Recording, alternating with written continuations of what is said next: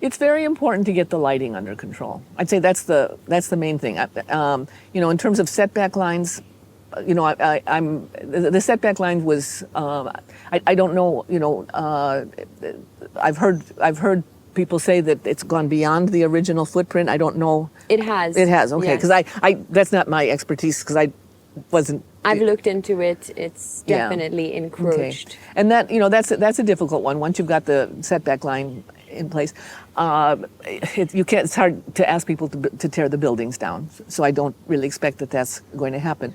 But what I would like to see is that moving forward, all new developments take the setback lines very seriously. Now, in the inner islands, in the granitic islands especially, we've got a problem because we're basically up against between a rock and a hard place, right? Because there isn't that much setback that we can extend because you're right up against the granitic backdrop.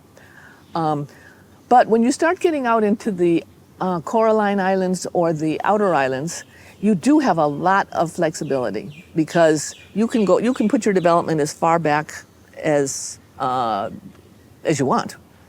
And personally, for any of these developments, I'd really like to see at least 50 meters back. People talk about 30 or 40. I don't think that's enough. I think you really need to go back at least 50.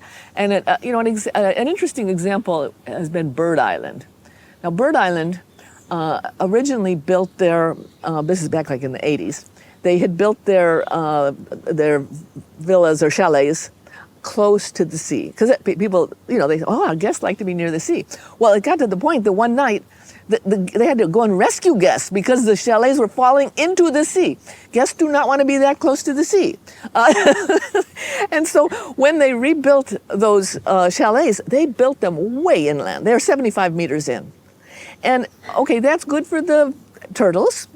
It's good for the guests. Guests don't want to be woken up in the middle of the night. Grab your stuff, you're about to be washed away. That's kind of scary, But also it's good for your development. And this is one thing that I think that people have to keep in mind is even the infrastructure is going to be protected by a greater setback line. Because unfortunately, climate change is a real thing. Sea level rise is a real thing. It's already been documented in Seychelles. Our sea level has gone up at least, it goes up several centimeters every, so many years. It's definitely, definitely a problem. And the predictions for sea level rise and inundation are dire. So the farther back you can put your infrastructure, the longer it's going to last before it gets swamped. and so it just, a lot of these regulations, they're beneficial to the people, to the infrastructure, to the turtles. I think it's a good thing.